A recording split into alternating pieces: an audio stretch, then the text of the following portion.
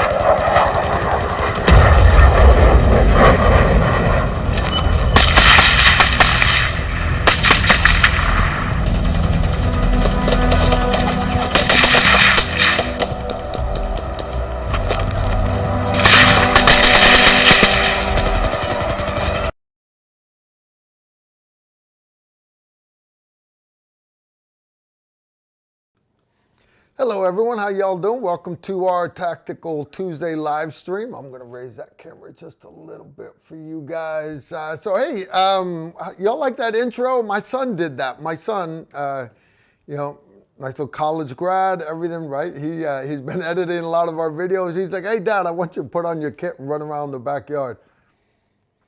All right, fine, whatever. Anyways, I got a kick out of it. I keep putting it up just to bug them because it was only supposed to be a one-time thing. But anyways, hope you guys are ready for a great live stream tonight. I got myself a great cup of coffee, 8 shots of espresso. I've been dragging. I've had a long day. So 8 shots of espresso, a little bit of frothed up Irish sweet cream Irish tonight, not Italian. Maybe a little bit of alcohol in there, maybe not. It's going to be awesome. It's going to be a great live stream. I've got a great show for you tonight. I got Emery Morgenstern. He's actually en route right now, driving up from, Black Armor Guns. He's been down there working on his rifle and stuff, getting ready. We're actually departing Thursday morning early before sunup for our next class, private class. Sorry, no need for you to sign up for it.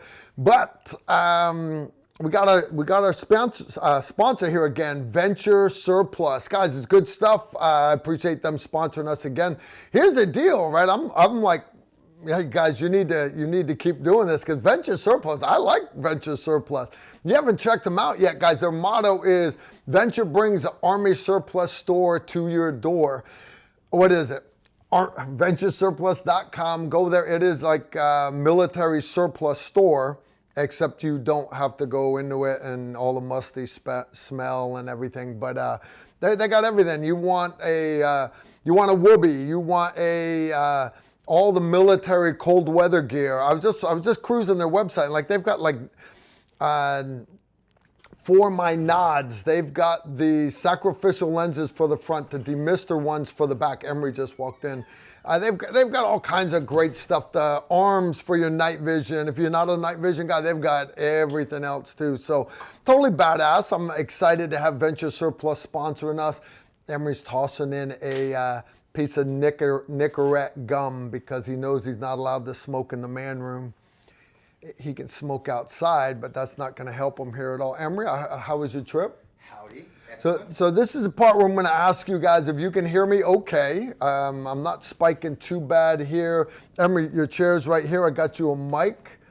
Grab yourself something to drink from the bar. Hit the head if you got to hit it. All right. Like I said, Emery just got back from Israel.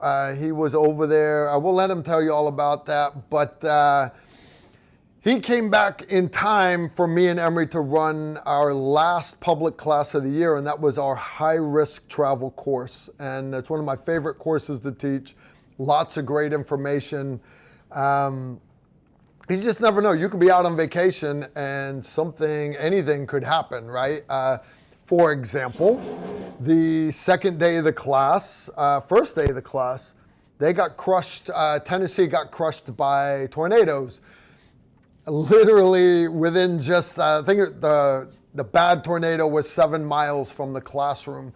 7 miles, but 7 miles along mine and Emery's route home. And that turned into quite the adventure, me and Emery driving back. How you doing, Emery? Good. How you doing, dude? Good. Just good? Not great? Can you guys guys hear Emery okay? Say something for me, Knuckle Nuts. Say something for me, Knuckle Nuts. All right, I gotta bump Emery up. Say something again. Let's see. Yeah, thanks, Susan. I am moving a little better. Yeah, awesome. All right. Yeah, I'm moving. I'm not out of the woods totally yet, back-wise, but I'm moving.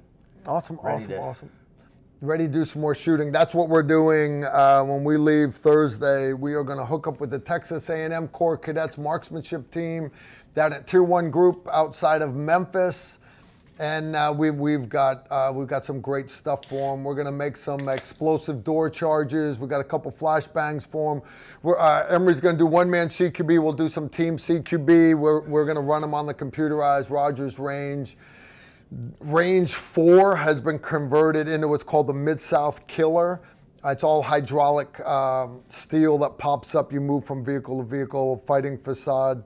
and it's just steel targets that pop up everywhere. So anyways, I think the cadets are going to have a blast down there. It's going to be awesome. Hey guys, here's a whole reason for doing a live stream. The reason for doing a live stream is once we could share current events like you guys, let you know what's going on with the tornado recovery and stuff, let you know what's new with Emery and his old unit overseas, but also for you guys to ask us questions. So how do you do that? Well, you can click Super Chat and you can put money in the chat room, and I'm all about you making a small donation to the preservation of Carl Erickson Foundation. I'm all about it. It allows me to buy Emery lunch on occasion. All right, but you don't have to. If you've got a legitimate question, just put it in the chat room. And my moderators, you guys will see them in there, Donut JT and Miss Susan Britcha. Susan will send them to my phone, and yeah, we'll be good to go. Real quick, I want to give a shout out, especially to my 3 moderators, but especially JT Yersley. We finally got a chance to meet JT. He actually just came and took our high-risk travel class. Hey, he's not just some weirdo behind a keyboard anymore. No, he is. He's a weirdo to our face. He's now a weirdo to our face. Weirdo that we see. Now, JT's good people, great people. He really is. All my moderators are awesome. They really are. They've all attended our classes now. JT was the last one. Been a fan for a while, but this was his first class. It was great to get to finally meet JT. We had a really good group. We did. We had a great group. We really did. We had a student that just took a bunch of classes earlier this year. Radar showed up with his wife Tammy, and of course we paired them up in a group to do surveillance, counter surveillance and stuff. And they both did great. As a matter of fact, Tammy was the honor grad of the course. She was the fastest one to get out of the trunk of the car. And I mean, Emery searched everywhere to make sure she didn't have any bobby pins or handcuff keys or shims or anything hidden. And we taped up her legs. We put a blindfold, a sack over her head, handcuffed her behind her back, and she was out in 2 minutes. Flat. 2 minutes. 2 minutes flat. Like pop the trunk. Like that's some Houdini shit right there, because her husband, who was also he also passed the test. You got 10 minutes, and he got out like 9 minutes and 59.5 seconds. Literally, you know what, man? I've never seen a class where this many people actually got out. We had a bunch of guys get out. Another one of our big patrons, Jordan Carlson. Jordan, he brought his whole family down. Beautiful wife, 3 great kids, and they even cooked their steaks the last night. We had a great time there, a little Airbnb, and got to teach his son how to play dirty pool. And taught his other son how to play Galaga. They had a video games. I'm dating myself here that I am a master of the 1980s Galaga. God, I do date myself. But we had a great time. Jordan's an awesome guy. We did. Everybody there, the whole class, man. Richard Bowl, everybody was awesome. It was a good time. You know, it's one of those fun classes to watch people progress through and how they leave, because there's a couple things in the class that we don't share publicly, so that it's still a surprise for the next classes. Like the test. Don't tell anybody. Yes, but unlike other classes, right? We go to the range, you see improvement, you see people's confidence with their platforms evolve and all that, and that's cool. A little bit. But in this class, even though there's a lot of classroom, there's a lot of, just information as opposed to physical doing, I think you see people leave with a whole new appreciation for how they negotiate the world around them. And that's cool. That's very cool. For sure. If you're interested in the class, High Risk Travel, we are teaching it twice. High Risk Travel 1, we are teaching twice in 2024, once in July, once first week of December. And again, that's 2024. And what we're going to do is we are going to check with all the students that have attended High Risk Travel 1 And if there's enough interest in it late in the year, we will add a high-risk travel 2, and that gets into a lot more squirrely stuff. Good times indeed. Mitchell Kuda, Mantis dry fire system, yes or no? Patreon was good, thanks, Emery. All right, the Mantis Blackbeard, which is a dry fire kit for your AR. You literally pull your bolt carrier group and your charging handle out of the gun. It's great for working with some of the different simulators. For example, I have here in the man room, I have Point Blank Simulator is the name of the company. They're out of the UK. I got the one-eye projector screen, their little camera up on the ceiling, and you hook it up to your laptop and it runs scenarios, which one thing I think is cool is they have taken all of the tactical rifleman critical task evaluations and you can actually dry fire them if you've got the correct kits. And so the Mantis Blackbeard, 100%, yes, it's awesome. They're the Mantis X and the Mantis X Academy. If you have already done good dry firing, you've got a good dry fire system, whether it's airsoft, whether it is a dry fire magazine, dryfiremag.com. That's what I use in my vehicle while I'm driving down the highway, dry firing, not on other people, but on the signs on the side of the road. That's decent. Maybe if you like, Cool Fire Trainer is the one that I really like. That's what I use when I run I just said it a minute ago. Oh, the not smokeless range? The similar, not prime combat training. Point Blank Simulator. Point Blank Simulator. They're out of the UK, and it's an awesome system. It really is. Smokeless range is another good one. But I use Cool Fire Trainer for that.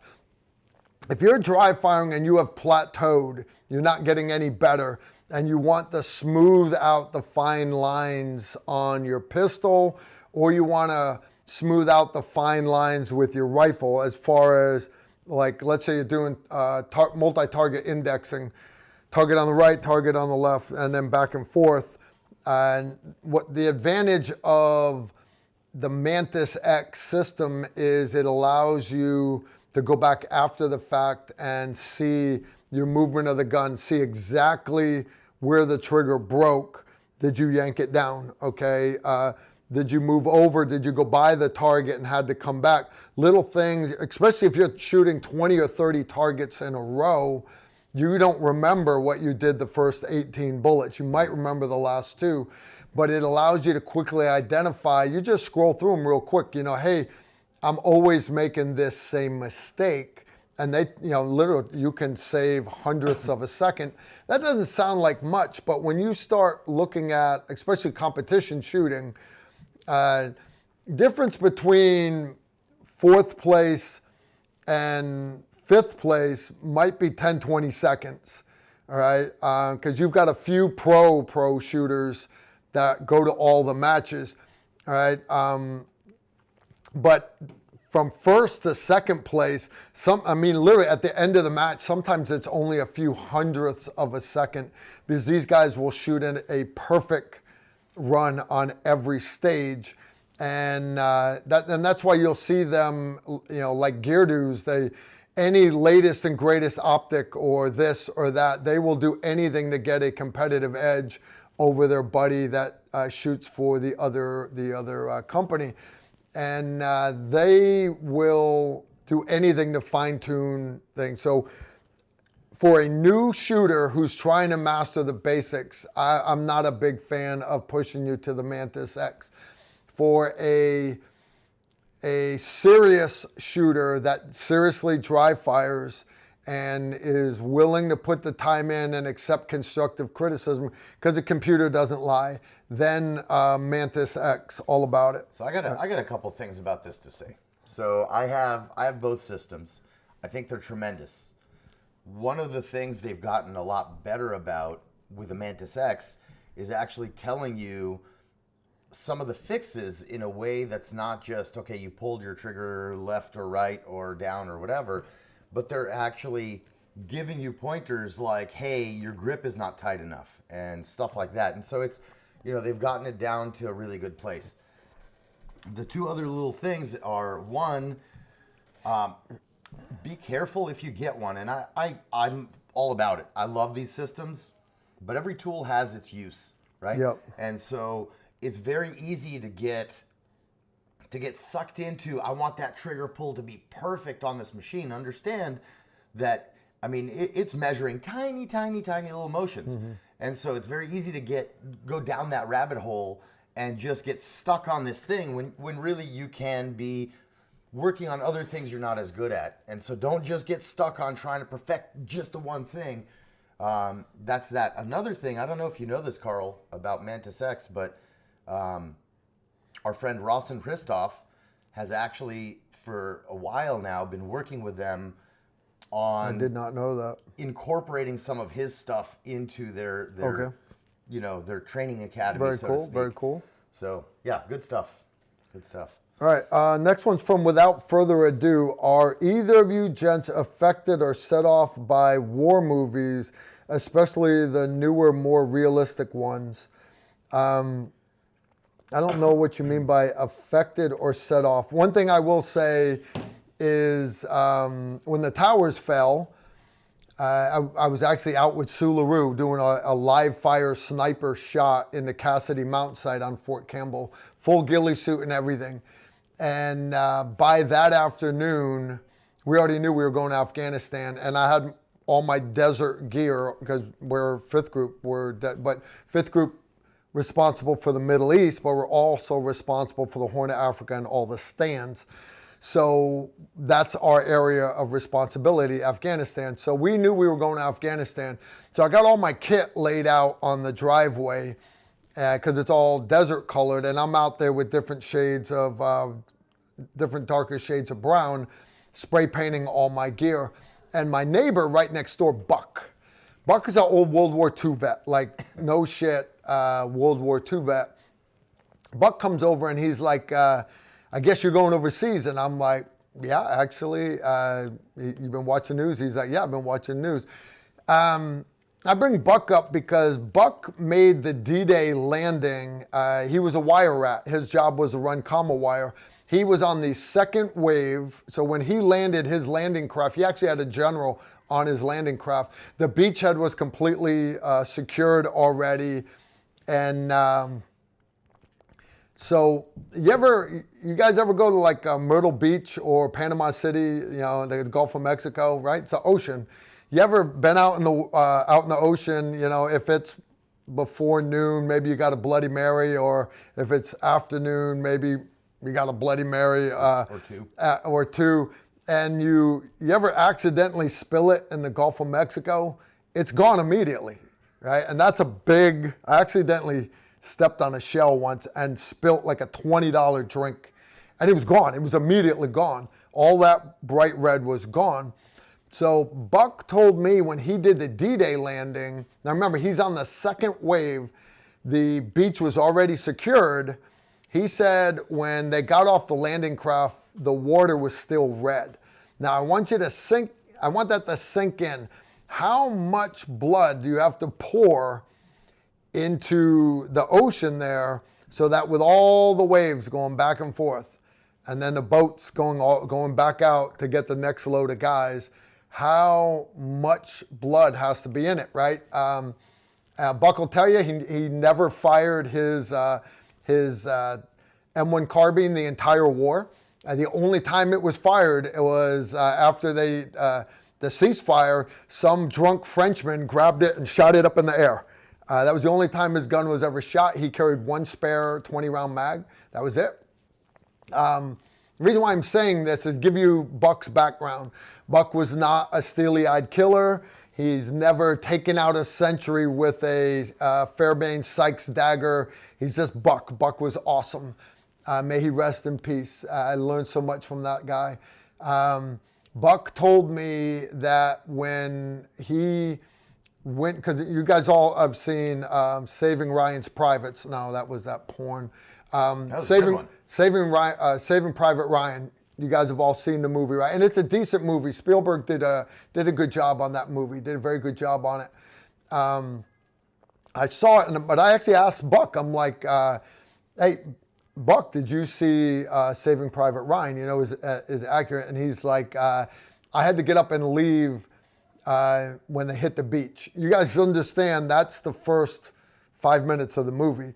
And so why? Post-traumatic stress, things being too realistic. Okay, and I understand the Hollywood wants to make things more and more and more real, and that's kind of why we have to keep changing tactics overseas, because they keep sharing tactics, and it's not like they haven't talked to enough guys that have been released from Guantanamo Bay to know how we're doing stuff. Anyways, me personally, when I go watch these movies, it's the more realistic they try to make them, like the movie Sniper with Tom Berenger. First time I saw that, I just started the medic course down in San Antonio, Texas, and a bunch of us snipers, right, because a couple other guys, I had 2 Marine snipers in my class to become medics. We all went to go watch it, and immediately we're throwing popcorn and everything. It was a total jackassery. And okay, but the movies, they try to get better. But as far as movies bothering me, no, not me personally. The movie Lone Survivor about the SEAL, I call it SEAL sniper team, but they were a strategic reconnaissance team, basically a recce team. They're up on the mountain watching a building where they thought hopefully bin Laden was at. And turns out bin Laden wasn't there. They catch a couple locals, and instead of leaving them tied up, they end up letting them go. And they actually run down and go tell the others. And y'all have seen the movie. That movie was basically that mission was basically the SEALs doing the same thing that my sniper team had done in a different part of the country, like a year earlier or less than a year earlier. And they leave out certain mistakes that the SEALs made and the reason why they had certain issues and stuff. I'm not taking anything away from what they did. It sucks. There was a lot of tragic things that happened. They tried to convey it pretty good in the movie. But yeah, I'm just not big on watching movies like that. I don't know why. Maybe they do bother me. Maybe they do. But I think I'm okay with it. I think I lose the movies. It bugs me because they don't take the Hollywood part out of it. And by that, I'll use the example of 12 Strong about the horse soldiers, which were Green Berets. Mark Nucci's A-Team, all right? What Mark Nucci's A-Team did and the other A-Teams that were working with the Northern Alliance was 100% heroic. These guys, you understand, 193 Green Berets took over the entire country of Afghanistan in less than 6 months. And then Big Army came in, and 20 years later, we still didn't own Afghanistan anymore, all right? But at the beginning, we owned the whole country, all right? Anyways, the movie 12 Strong, they could have took that book about the horse soldiers and made a great movie just telling the truth. But you know, Hollywood did not even invite a single one of those Green Berets to be advisors for the movie. They didn't. Instead, they used SEALs from San Diego to be advisors in the movie. And so like every time they're shooting, you'll notice they're shooting on full auto. And I got that that's Hollywood. And you can ask Mark Nucci. Mark Nucci is awesome. Mark's Nucci character is played by Thor. Mark don't look like Thor at all. Not at all. Mark's awesome. But Mark will tell you, no, of course not. We don't ever shoot full auto. You know that. And you understand you've only got so much ammo. You're not going to piss away ammo like that. All these guys are around, and they're all awesome people, and we know them. And how could you not ask them to? Yeah. those guys didn't make a dime off of that movie. When they signed the deal for the book to give their story for the book, supposedly they were supposed to get money from the book, but there was like fine print in there that if it ever goes to a movie, you don't get a freaking dime. Really? That movie, that A-Team, I know you guys can't see it, but there's right there is the top of a box of Horse Soldier bourbon bottles, and they're all signed by Major Mark Nooch with his ODA number. He was a captain back then. And those are for me to give to distinguished honor grads of certain classes. And no, high-risk travel is not one of them.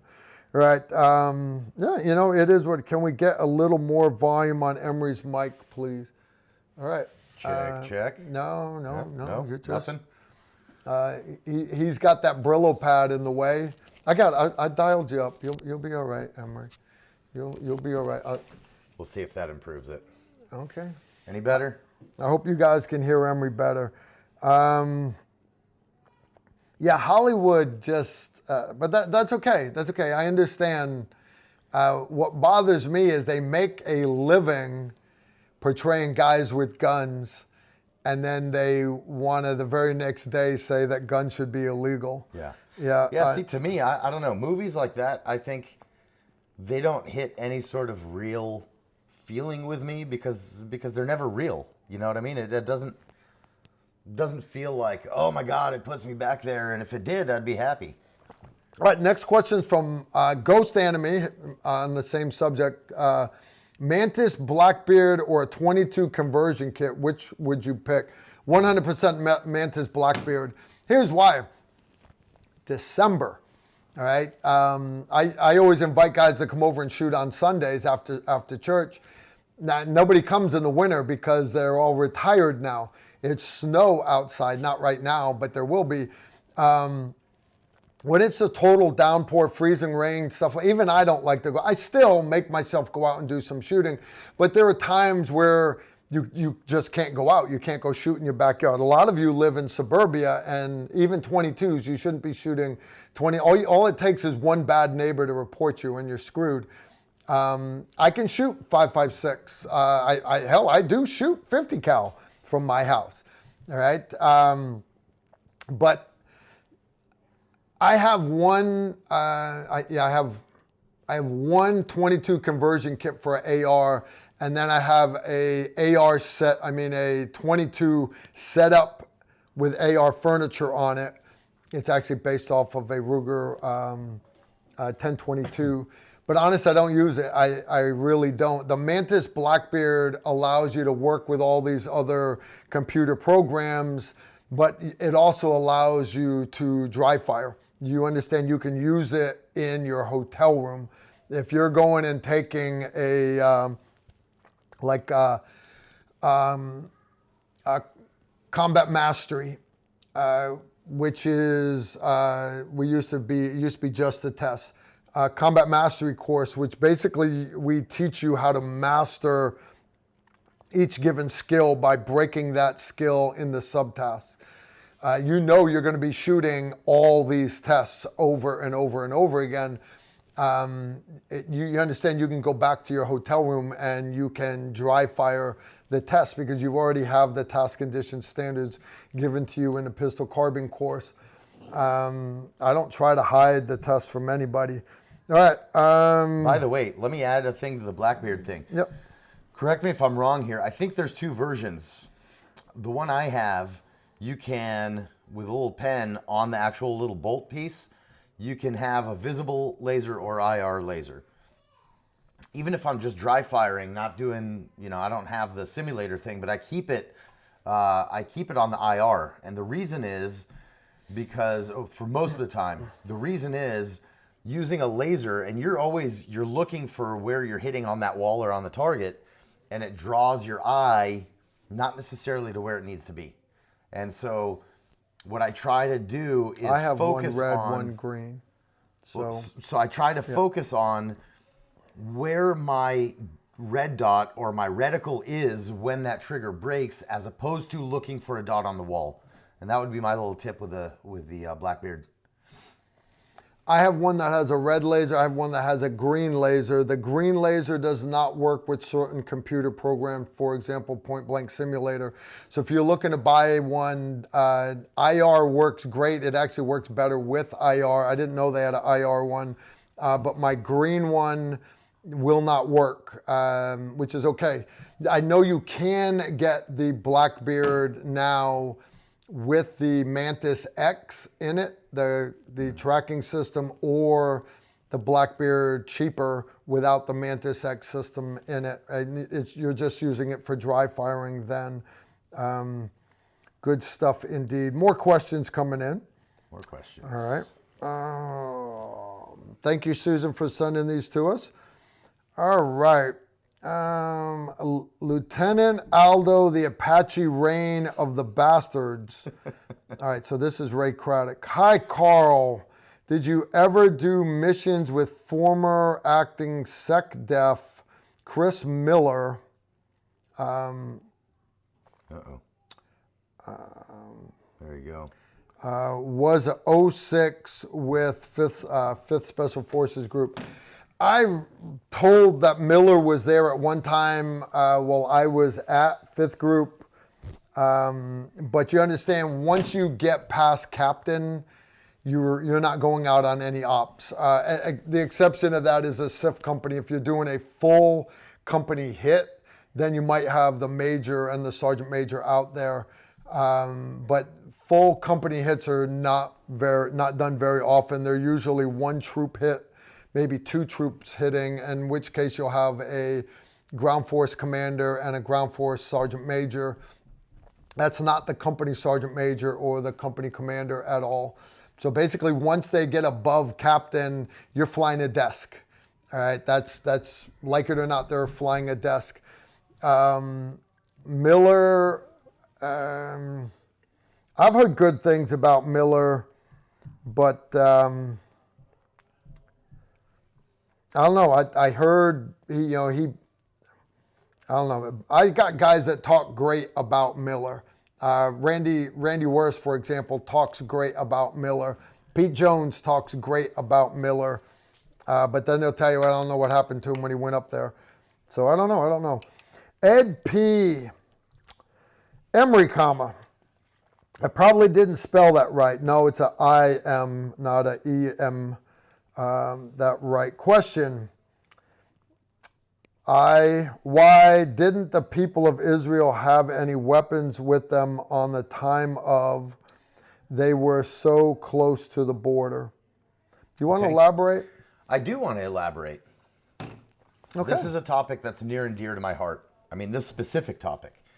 Those of you guys who are on my Patreon know that I have been discussing this since the beginning of the war specifically.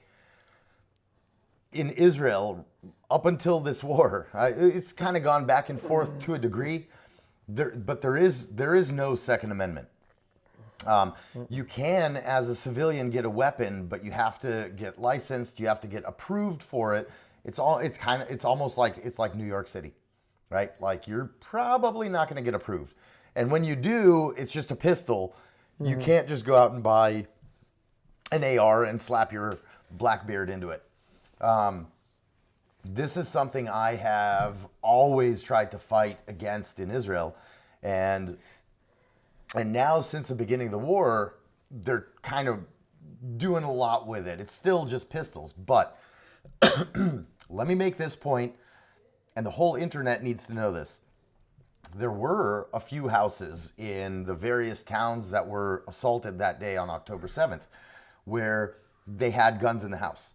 I'll give you competition shooters or military guys or cops off duty. There were a couple guns out there. Yeah, and there are civilians that have permits. Yeah, I got a buddy over there who's got he shoots US PSA, except it's not US, it's Israeli. But they still call it US PSA. I think they actually do. They do, and IDPA and all that, they keep the stuff the same. But so get this. So there was one house where both the parents, young, I think they were in the 30s. Both the parents were still in the military, and they had rifles. And in that case, they ended up dying. But there was a stack, like a big stack of dead terrorist bodies coming into their house. Tell them the one about the guy with the Glock. Yeah, that's where I'm getting to. Yeah. And you can look this up on YouTube. There's an interview with this next guy I'm going to tell you about, but it is in Hebrew, so you'll have to, Google Translate or whatever. You guys are smarter than I am. I don't speak. But one guy who was, I don't know, I think he may have retired or either way was off duty from one of our security services. Well, he had literally a Glock 19 and a dump pouch full of Glock mags. Oh. And it was just him in the house, and he went from one place of cover and concealment to another, right? And he would take a couple shots, take out a terrorist, run to another window, and he just kept doing that over and over. They came, I think he killed 15 dudes, and they left his house. They didn't even go in. And this guy with a Glock, they had AKs, they had ARs, and a couple of the guys had RPGs. At least one of the guys coming in had an RPG, and he dropped all those people with literally a Glock 19 with iron sights. So having an armed, trained society is, I think, necessary to the survival of a people. And I know you guys don't see it all the time because you don't read the comments, but if you guys comment on basically any one of our videos, if it's a unique comment, it pops up on my phone. I don't even have YouTube on my phone. I have what's called YouTube Studio, and right there, YouTube Studio. I don't know if you guys can see that, right? YouTube Studio, and I can pull up fresh, whatever comments are new, and if it's a decent question, I'll answer. If it's jackassery, I'll ignore it. I get so many comments on all, right? Because we've got like 800 videos now.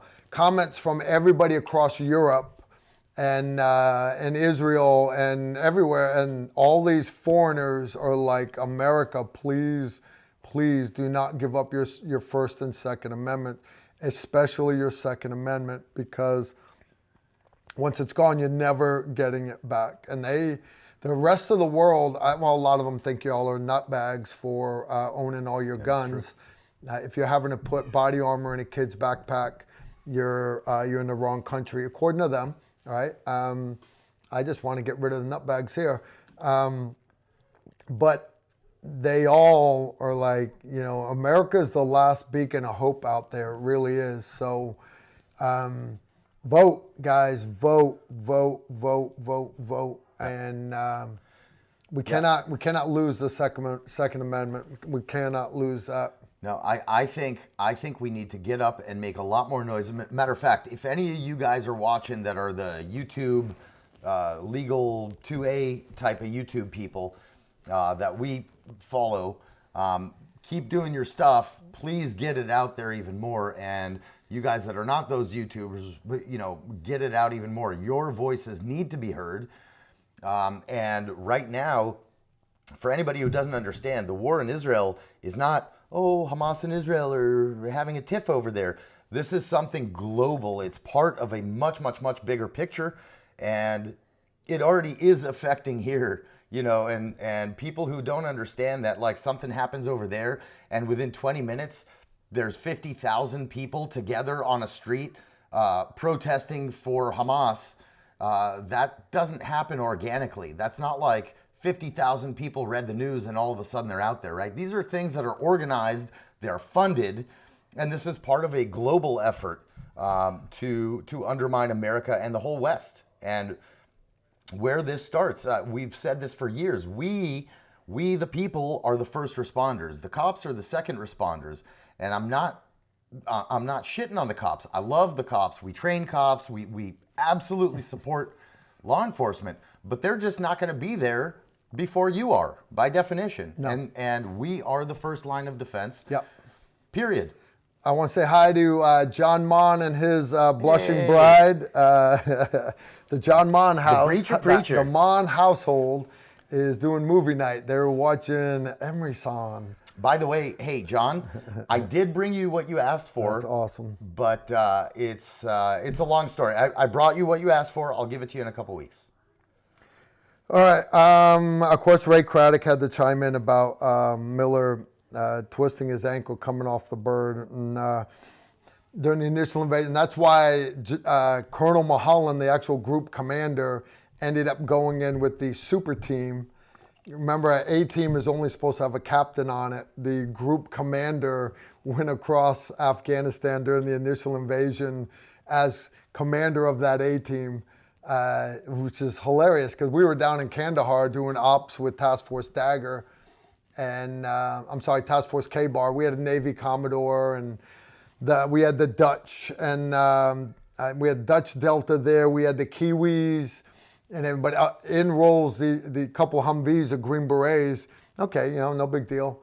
But they had the group commander with them, and I was like, "Damn, man, maybe I should have shaved today." He hadn't shaved in like 3 weeks, so I wasn't about to get in trouble. I can tell you this: when I was just in Israel now, I didn't get to tell a lot of people that I was there because I was working and whatever. But I saw a couple of friends, and one of them is a good friend of mine from the Army. We went through all of training together, all the combat stuff, and he's still in. He is now a full bird colonel. And we sat there, and it was so nice to see him and everything. But, man, the depression on his face when I asked him if he gets to get boots on the ground ever. And he's like, no, it sucks. I hate my life. Yep. I don't get to fight anymore. That's got to be horrible. Richard Bowl, who actually just attended our high-risk travel course. Hi, Carl. Very much enjoyed this weekend's high-risk travel. Looking at the March 2024 courses, Battle Rifle 1 appears to be a new course, ? How does it differ from Advanced Pistol Carbine that we did last April? Yeah, whole different thing. Completely different. How's that?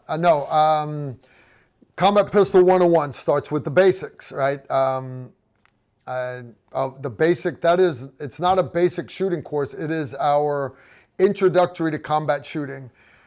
The next 2 days are Combat Pistol Carbine, where you do transition drills, but it's basically CQB distances.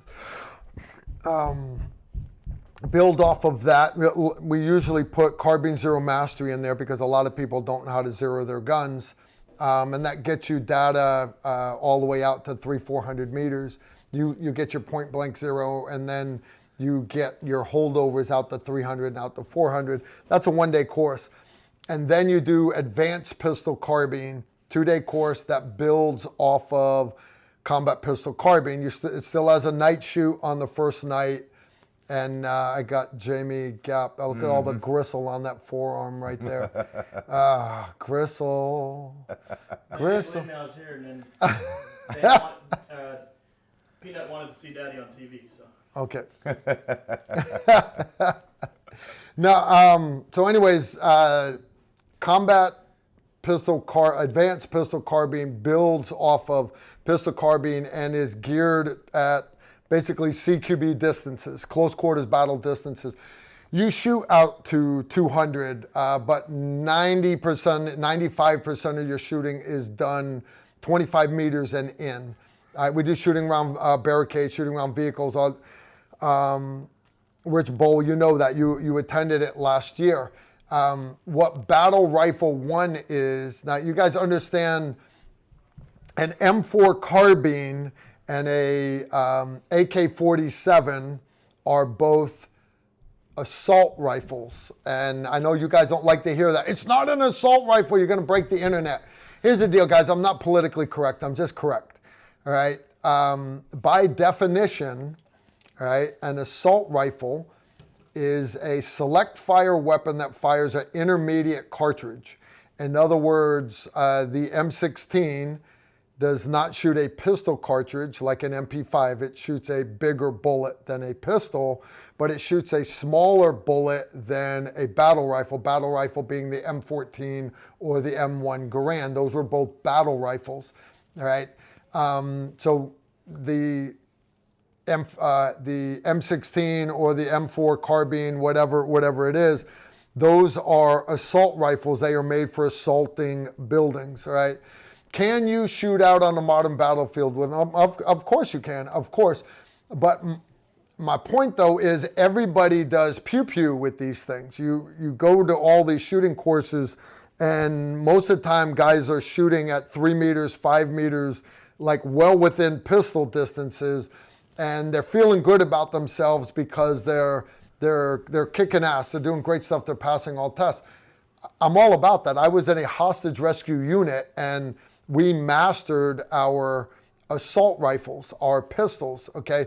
But if I had to fight a fair fight against somebody, understand if we assault a house, that it is not a fair fight at all. We stack the deck 100% in our favor.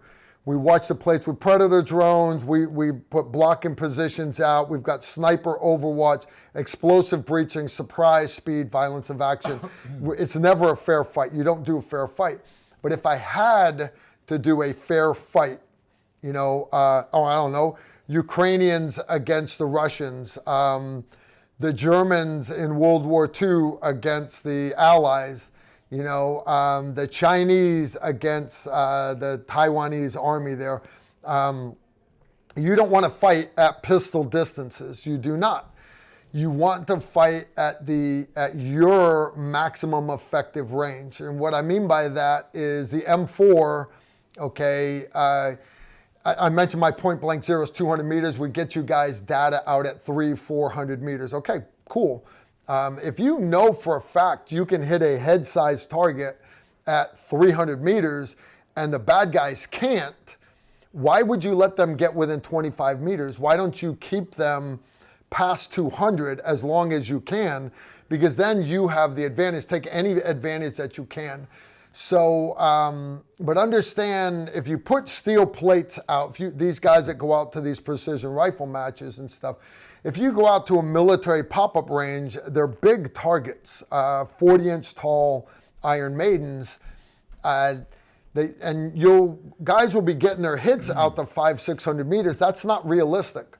Once that first bullet goes off, everybody goes to ground, and now you're basically seeing from here up because everybody is like this. So you're seeing from the elbows up. You're playing whack-a-mole. So you need to get good at shooting head-sized targets at distance. So what Battle Rifle 1, it's a one-day course. And what we do is we're going to cover using your red dot or your EOTech with a magnifier. We will cover low power variable optics, and a like 1:6 or 1:10.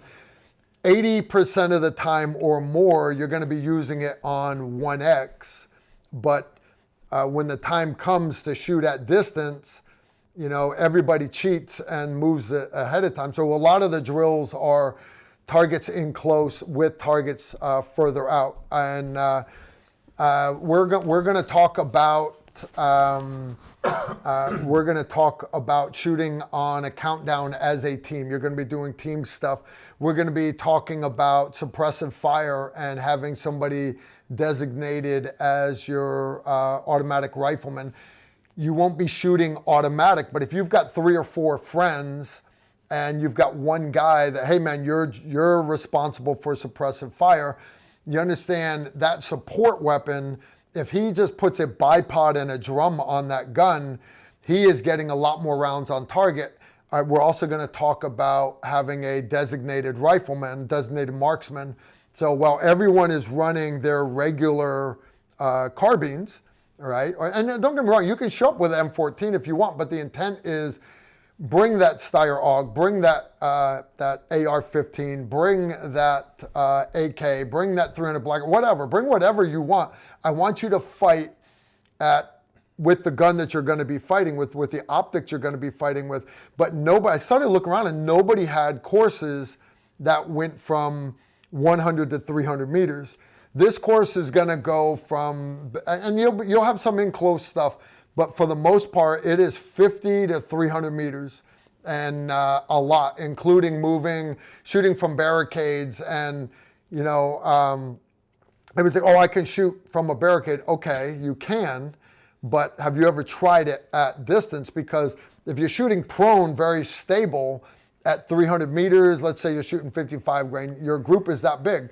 Okay, all right, you're getting hits, but when all of a sudden you're standing, shooting off of a barricade, you're not as stable. Even though you're braced, you're not as stable as when you're prone. Now your shot group gets bigger. That would be good to know before you actually get into a gunfight.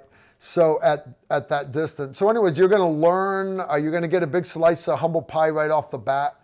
And you will learn, it's a great opportunity for you to shake out your kit. You'll see these guys with these really tall risers on their red dots. And I know they're awesome at pew-pew distances. Yeah, I know. A 12-inch riser, you can hold that pistol down at your waist and still look through your red dot. I got it. You're perfect. You're awesome at 3 meters. But at 300 meters, you're not. You're going to find it's going to be very, very hard for you to get stable.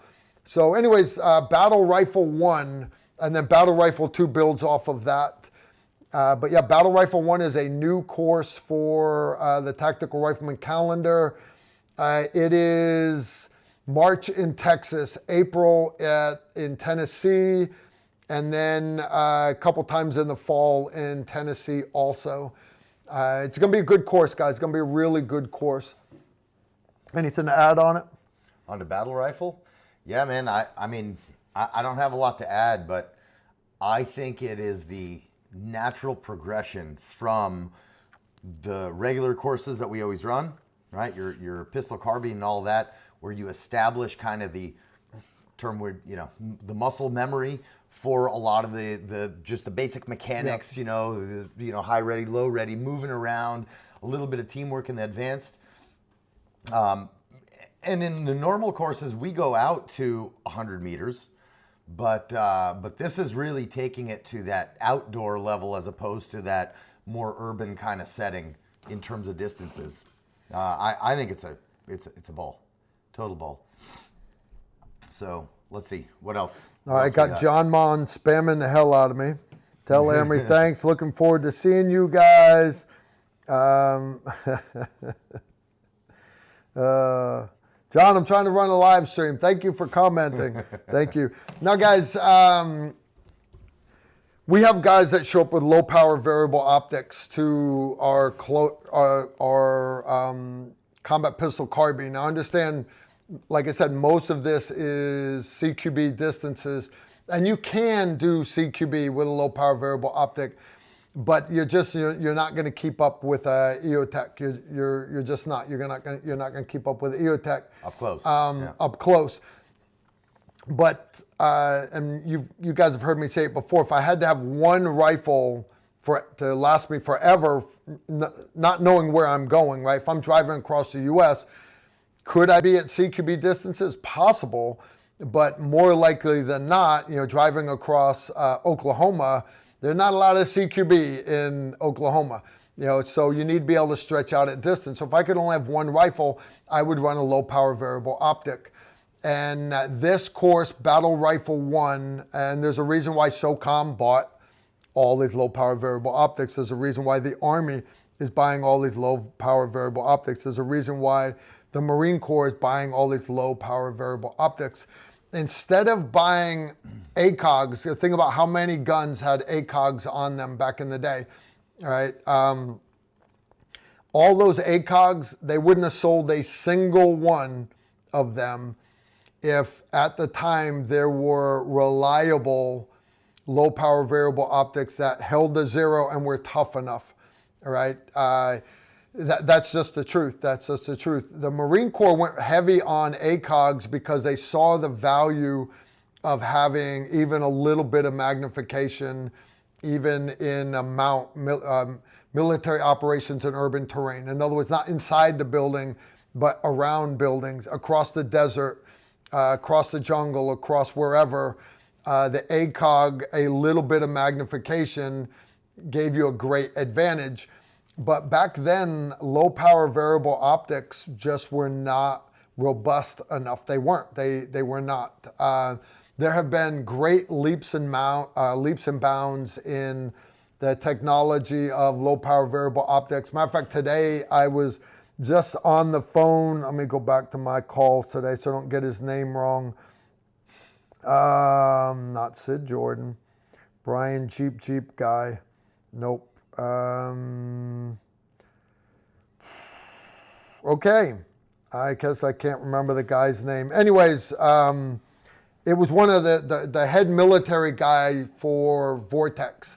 Vortex just got the contract for, anyways, long story short, talking to him about low power variable optics, and there was this big test for the Army down at Range 37 at Fort Bragg. If you guys don't know what Range 37 is, put it this way, the test, they brought in like 40 SAFARTech graduates, hostage rescue guys, and they had them run all these tests. The baseline for all the guys was done with an EOTech, that's the standard, and then they reshot all the tests again with all these other low power variable optics. And the reason why they did it was because, simply because there are advantages of low power variable optics.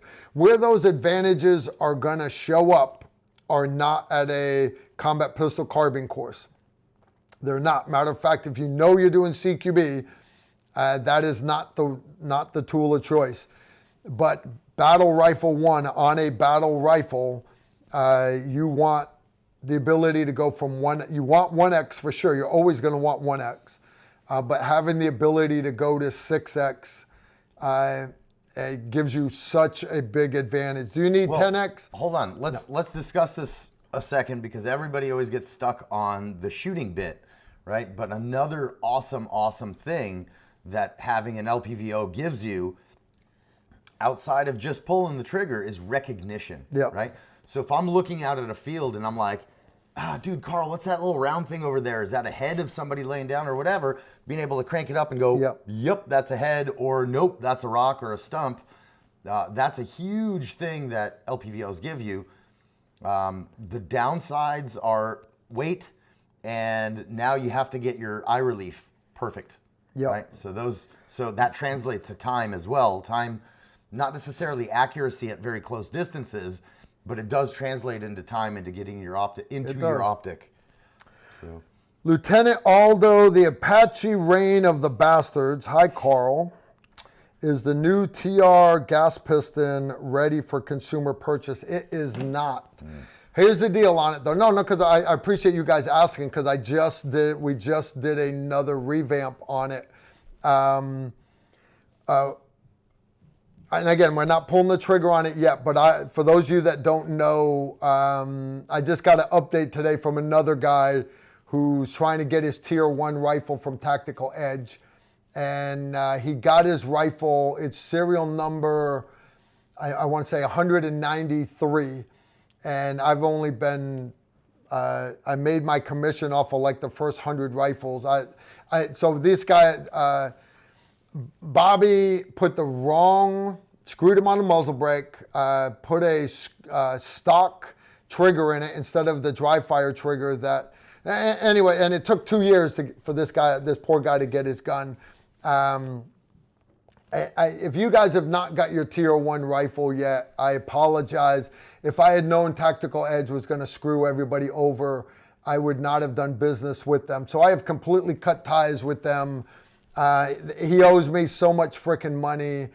And I told him I want the last Tier 1 rifle that they ever make. And it's that way I know they're done. I told them a year ago to quit taking orders, do not, because they've already hurt my name.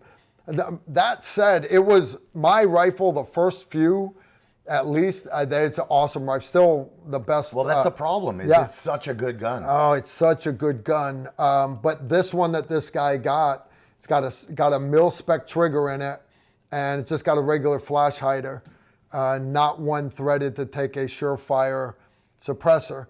And that's not what was in the write-up on the gun. So I have cut ties with Tactical Edge. So I always said if I was going to do another batch of them, a TR1A1, I would do it a piston. Well, there's only certain companies that are pros at doing piston guns.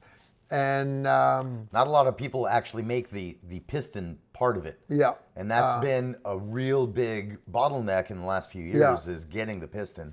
So, and Adams Arms is one of those companies. They, no joke, make their own piston system. As a matter of fact, you can get retrofit systems to put on other guns. And the guys that bitch that, you don't want a piston suck. Nah, guys. Bullshit. I've been running a piston gun for over a year now, trying to work the bugs out of the TR1A1. There's a couple small last changes I want to do to it. But right now, as we speak, I am waiting for the final version to show up. It will have my logo on it, everything, and we'll see. I'm going to beat the living snot out of it, and I'm going to try to destroy it for about 6 months. Get your control hand a little dirty. That's kind of a downside, unless you're a manly man. Yeah, unless you're unless you're not a vagina. All right. But anyways, be looking for the TR1A1 to start going on sale second quarter of 2024. So you are less than 6 months away from being able to get this gun. Here's the deal. They will not take orders. They are not going to have you pay ahead of time. That you cannot buy the gun unless it is actually made. So they will make so many, they'll put them on sale. They will make so many, put them on sale. And I've basically told them the first run's going to be 100 guns. So, I love that thing. I've been beating the snot out of it, and it runs like a freaking champ. Still going to have the dry fire trigger in it. Still going to have the Surefire War Comp flash hider that you can put a Surefire suppressor on. It's still going to be the same color, everything.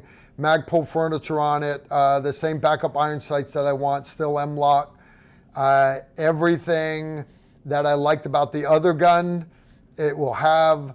Everything that I wanted in a newer gun, it's gonna have, and it's gonna be badass. It will. So, and they're decent people to deal with. Man, is Adams Arms a great company for customer service?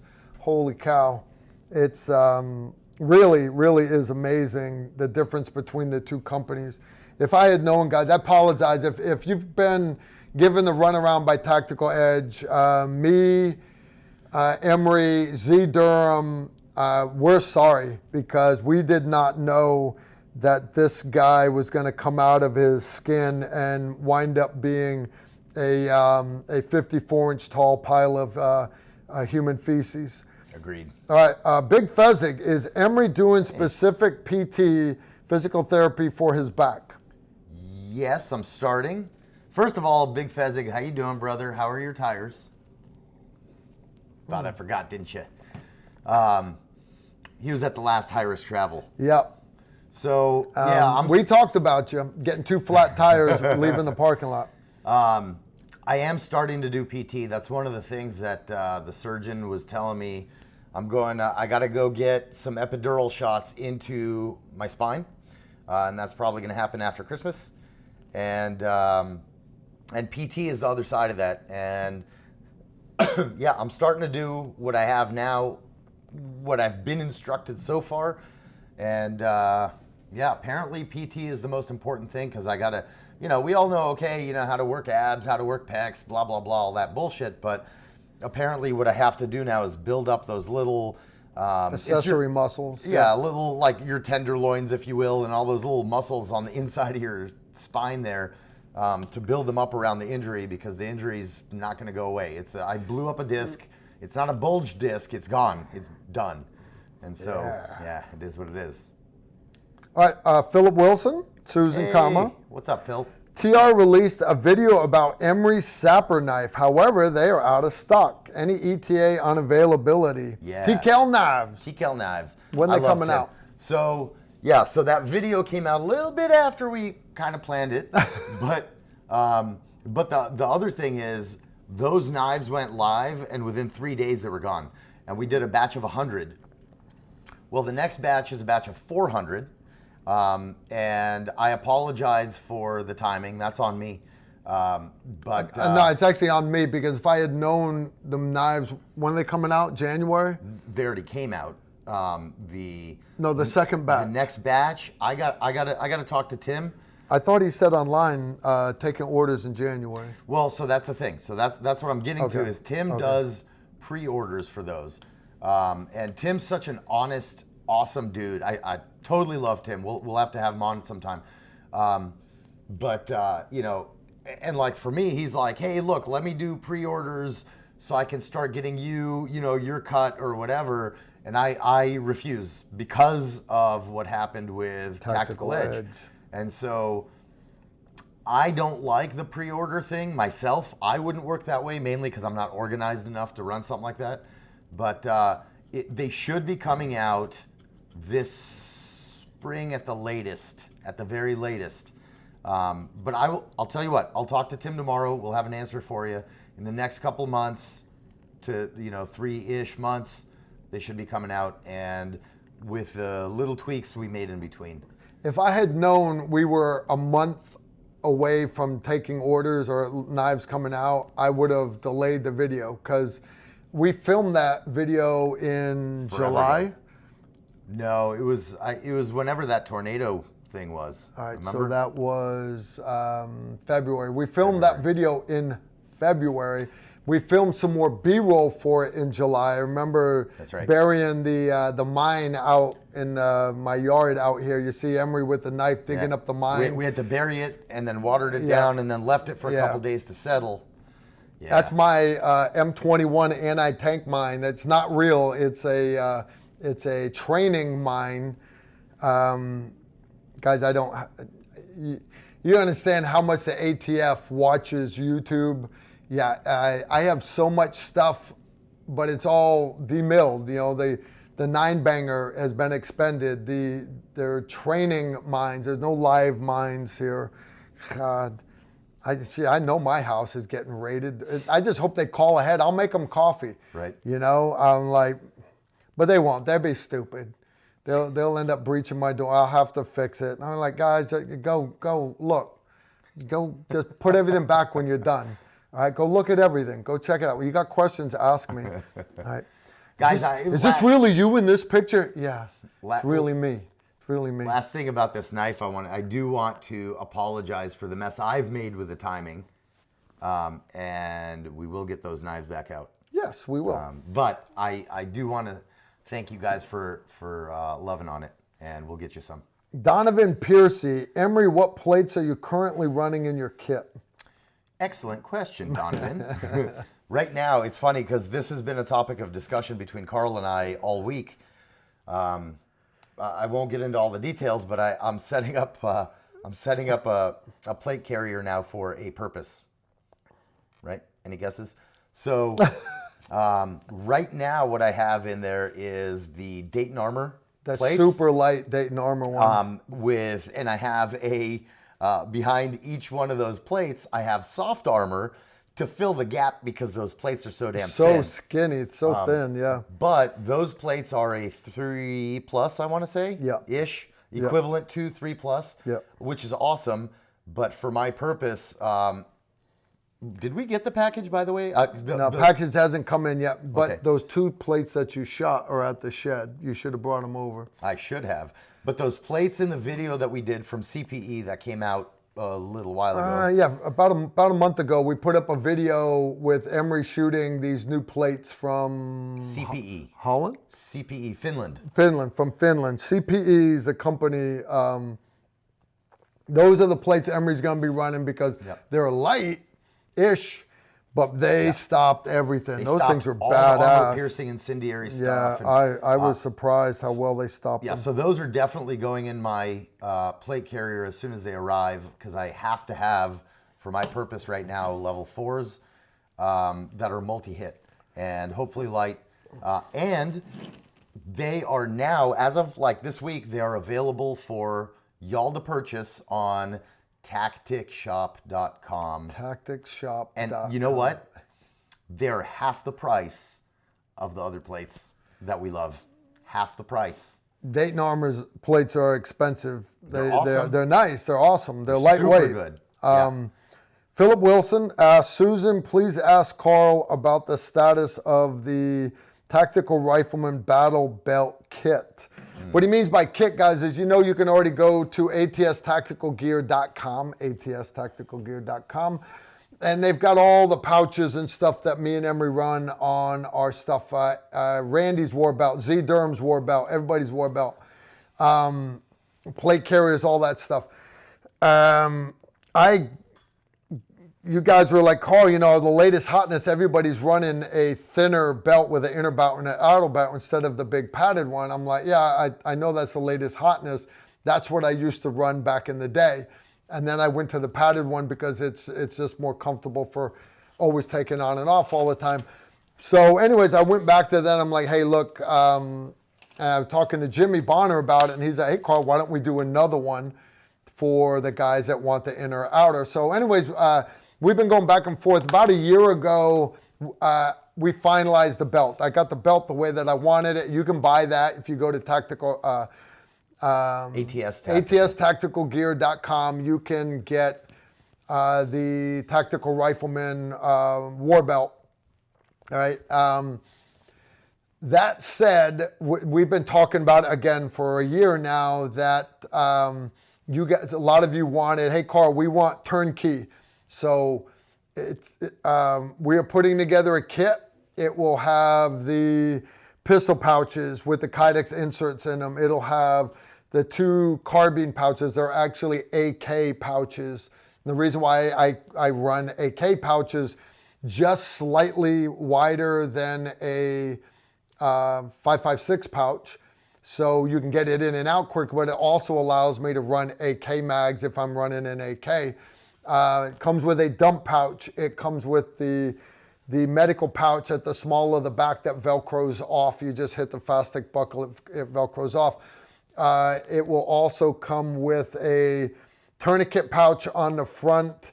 And if you notice my holster, I don't run a drop leg holster per se, but I run a part made by Safariland that lowers the holster down 2.5 inches. We run the low ride. It's called the low ride adapter. Now it will not come with a holster. Here's why: because some of you guys are running Glock, some of you guys are running SIG, some of you guys are running Smith & Wessons. But with a light, without a light, with an optic, without an optic. All the adapter plate stays the same.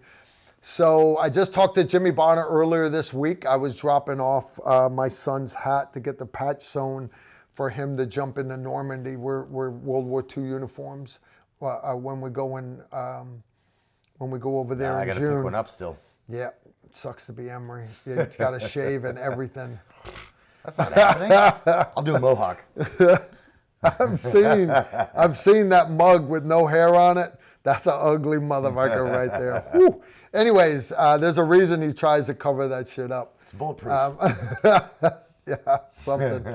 Anyway, so we talked about it. We have blessed off on it. And Jimmy, as me last time talking to him, was going to put it together price-wise. So if you're interested, if it's not currently on the website, it will be soon, but it is just call the phone number, contact atstacticalgear.com, go click on contact us. You'll get the phone number, call, ask for Jimmy Bonner and say, Jimmy, Carl said I can get his complete war belt kit and I want the first one. And Jimmy will get a kick out of it because he says he gets a couple calls a week from you guys asking about it, asking about other stuff, buying pouches and everything. And he loves how much we support them. I support ATS Tactical Gear because they supported my old unit and still continue to do it. And what I mean by that is, like, I was in there the other day with Wick, and I was just in there bullshitting. And a guy came in, young guy, I want to say he was an E5. He's from Task Force 160th, and he had something he needed sewn. He wanted something changed on his body armor, his aviation vest. And they literally stopped one of the seamstresses because they got like 20 sewing machines rocking nonstop, and brought that a young sergeant over, and she did it on the spot for him. If my old unit, if we wanted a different back panel for like the breachers or whatever, we got a different breaching tool, a mechanical breaching tool that wasn't going to fit in the way the other one was set up, whatever it was, I go to ATS Tactical Gear, hey, we deploy in 2 weeks, and we would like this. By the way, we need 40 of them. Roger that. And they would make it happen. I'm looking at, you see that plaque on the wall over there with the stack of A15 guys? It's a little wooden plaque that's got a piece of marble with a stack of guys. They're actually stacked on a door in Mosul. It's engraved and looks beautiful. It's got the A15 logo. I took one of those with a little brass placard that says, for your outstanding support of, A15, 5th Special Forces Group, and I personally handed that to Mike Lose and Jimmy Bonner, the guys that own ATS Tactical Gear. I did that back in the day when I was company sergeant major of that SIF company. And to this day, they still support, they were supporting us all through the Global War on Terror. They still support the SIF company, all of 5th Special Forces Group, the 101st Airborne, Task Force 160th, and you. So if you need anything, ATS Tactical Gear, the guys to bug, I actually have a promo code for them. I'm pretty sure it is TR10. TR10 is supposed to save you 10%, guys. My new belt, I know it's pricey. It's $145. Again, that's before your 10% off. So you're going to save $14.50. That's still half the price of high-speed gear stuff. Oh, I know. But and they've got this new gray man chest rig. You can get any color you want. Z Durham's real big on that thing. You can get it gray, whatever. Yeah, cool. They got lots of great stuff there, guys. Lots of great stuff indeed. All right. Before we get any further, because I know I got more questions coming up, want to remind you guys, we were talking about it earlier, that the Tactical Rifleman training calendar is up. You can go to tacticalrifleman.com. While you're there, you can check out the bios of all the instructors and stuff. But you can go to our store and you can click on courses and you'll see all the different courses that we have for sale. The other thing you can do there is you'll see I have an Amazon store, and all you guys buying your Christmas presents from Amazon, I really, really wish you going in the chat room. Yeah, I saw a question here about where to get the plates, and it's not ATS Tactical. So for whoever it was that right asked, there. Oh, yeah, I knew you were going to do that. Just Is type, that not the right no, thing to do? click and type. Knuckle. You see what I got to work with? All right. Yeah, so anyways, your Christmas shopping, I ask that you go to tacticalrifleman.com and then click on my Amazon store, and that way I get credit for you buying that big screen TV. Sorry, right? I mess computers up. Yeah, he's definitely not a computer guy. It's okay, nope. Emery. You're fine. You're fine, Emery. All right, we got a bunch of great classes. 20 March, I think we start in Texas for like 9 days. We've even got a helicopter class there. So if you want to do aerial gunnery, it's a Monday right after, I want to say it's advanced pistol carbine. But anyways, it's last day of the whole. Yeah, last day of the whole thing. And there'll be a medical class there at the beginning of it. And anyways, so you can get in on Battle Rifle 1, you can get in on Carbine Zero Mastery. Then we come back here for, I want to say 3 days, 3 whole days, and then we do even more classes.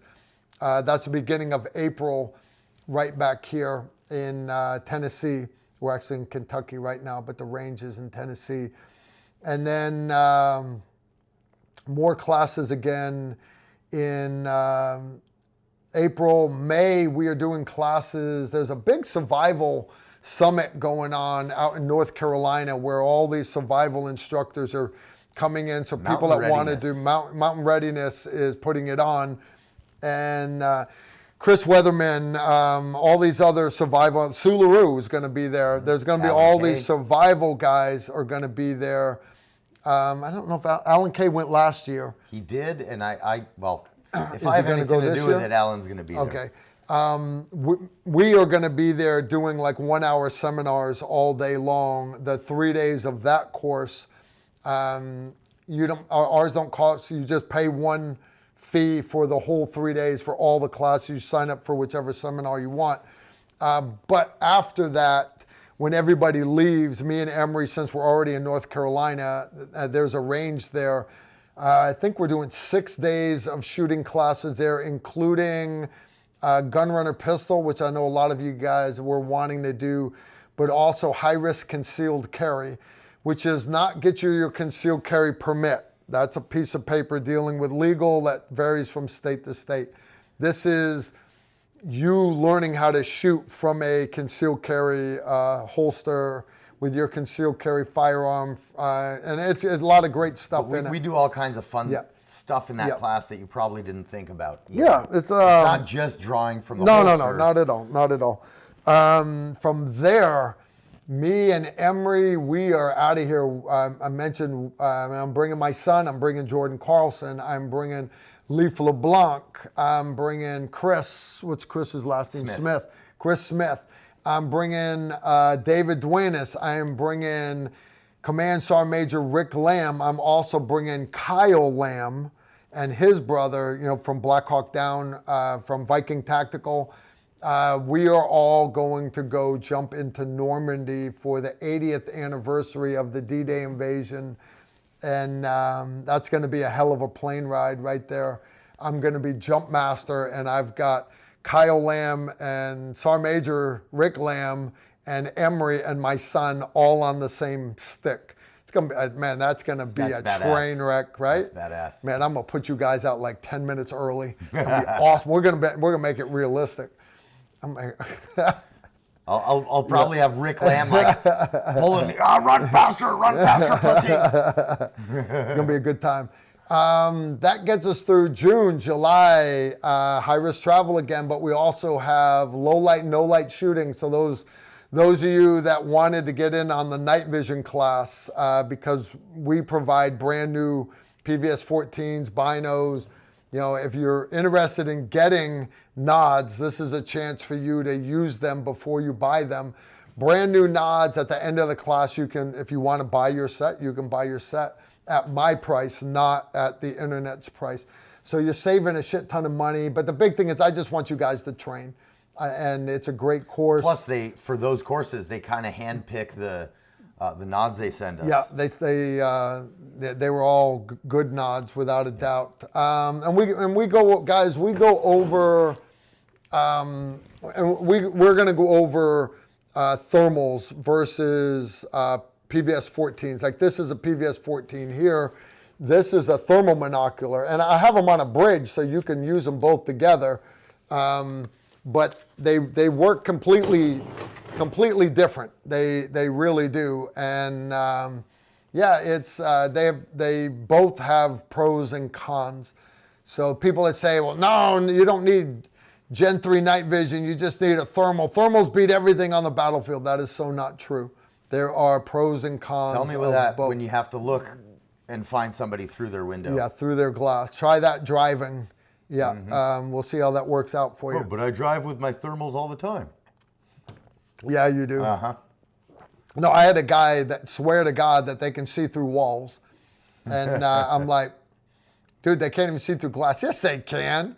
And I'm like, can you see that guy through the door? There was a glass door on the classroom. And I'm like, yeah, he's waving at me. Take it. And he's like, I do see him. I do see him. I'm like, wave at him. And he went like this, and he went, oh, shit. And he's like, shit, that's me. I'm like, yeah, the glass reflects your heat. And he was seeing himself in the reflection of the glass. Funny stuff, right? Isn't that funny? But you don't get that stuff off the internet. You definitely don't get it in the movies. In the movies, they can see through walls. Can you see a guy through a wall? If he leans against the wall long enough, to warm that part of the tent or the wall, then yes, you can see his outline. That's the truth, guys. It really is. But can you see him just walking around and no. Nope. Sorry, guys. Sorry, that's not how that shit works. Hey, Leaf. Leaf's here.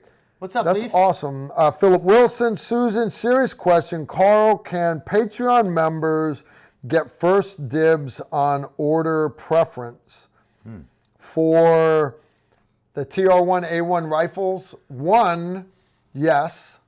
2, that's totally gay. You know, you saying I want a low serial number or whatever. Honest, of course, I will offer it up to my patrons first, but I'm not going to bump somebody else just so you can get a number that you want. Philip, for you, if you want number 69 because that's your thing, yeah, I'll get it for you, man. I don't care if it's available because I don't want it. All right. The homelessness, thoughts on Olights. Olights are good lights to an extent. All right. And here's why I'll say that. Olight, matter of fact, my EDC pistol, my Glock 19, still has a Olight. It is their Mini Valkyrie 2, the Mini Valkyrie PL2. I have been running that thing for 4 years trying to kill it. I can't kill it. Guys, I beat it on things. It is a great gun. And I have the habit of every day when I put my phone on the charger, I actually have a cut in the holster. I unload the pistol, put it back in the holster. There's a cut in the holster for me to put the charger. So that light stays charged 24/7. Never have any issues with it. Handheld lights, lights to use around your house. Olight makes some awesome lights. They do. Are they surefire weapon lights? They're not. The reality is surefire lights are made to be dropped. They're made to be parachuted with. They're made to be locked out of a submarine with. And Olight, that is not Olight.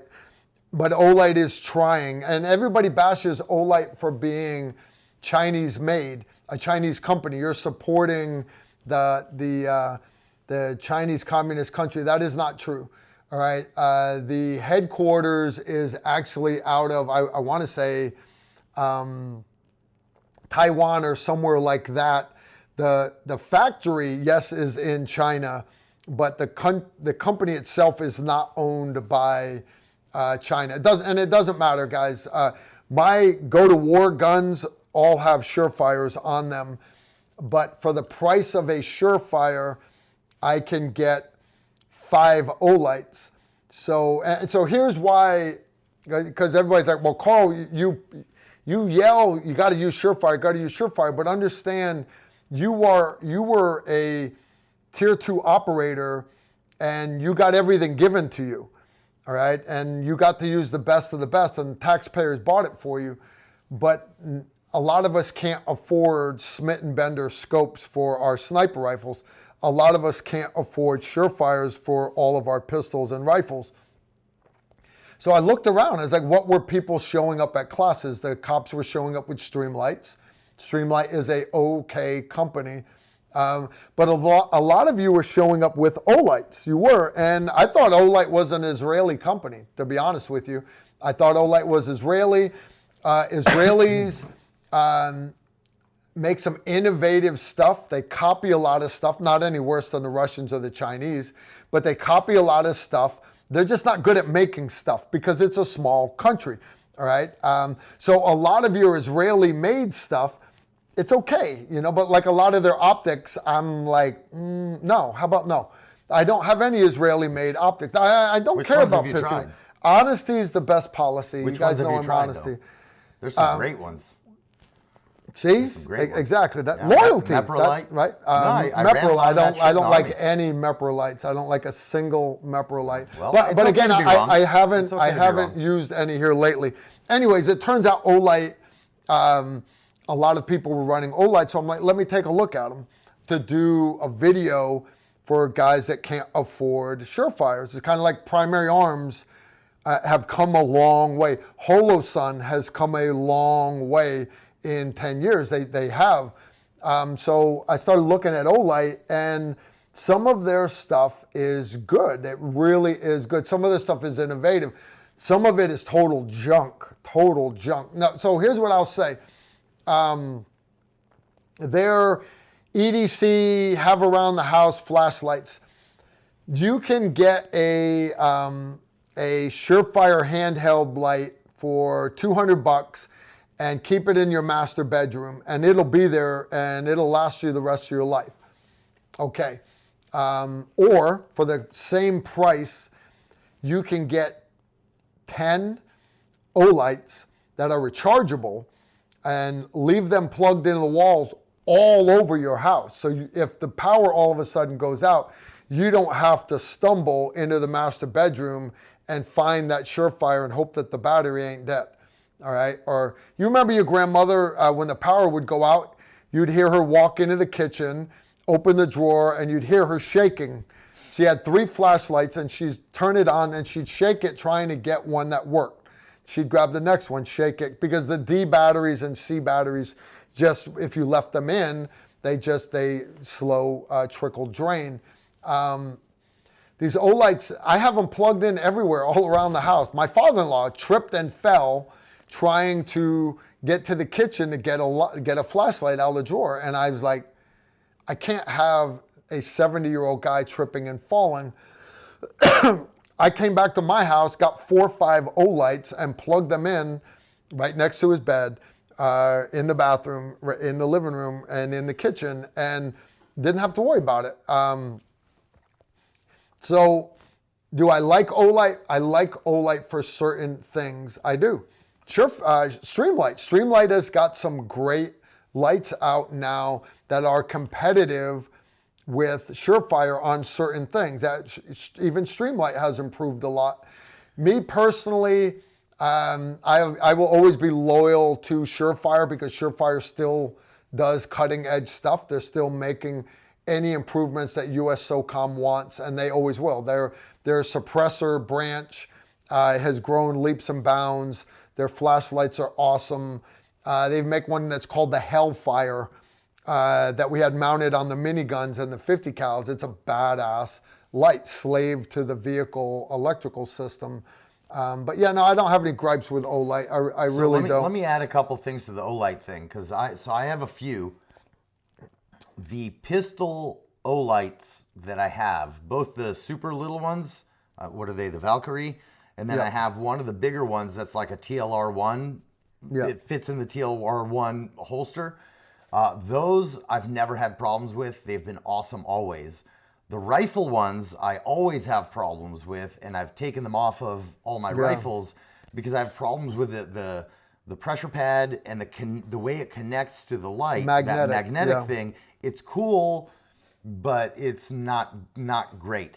So that's it. And by the way, so I have most of my pistols have Streamlights on them. My rifles have Surefires, but my pistols have Streamlight because that's what I can afford. I'm pretty sure I've broken 5, maybe 6 TLR1s. I haven't broken an Olight yet. And I've broken them not necessarily being rough. I've broken them being out in the rain and just random stuff like that. So you guys understand, I don't get Surefires for free. Remember, I had Barry Duke, the vice president of their Surefire suppressor division, on a live stream in Nashville. I got a bunch of Surefires to give away that night. We did giveaways, and then I spent my own money mailing them out to the winners. Okay, I didn't get a single one of those lights for myself. I buy my kit. I do. I like, if I want something, I'm not one of those guys say, well, I can get this for free, so I'm going to use it. And I don't sell my soul, guys. So he uses Streamlight because that's what he can afford, and they're decent. But like you just said, Surefire, I mean, the Olights haven't shit the bed on them yet.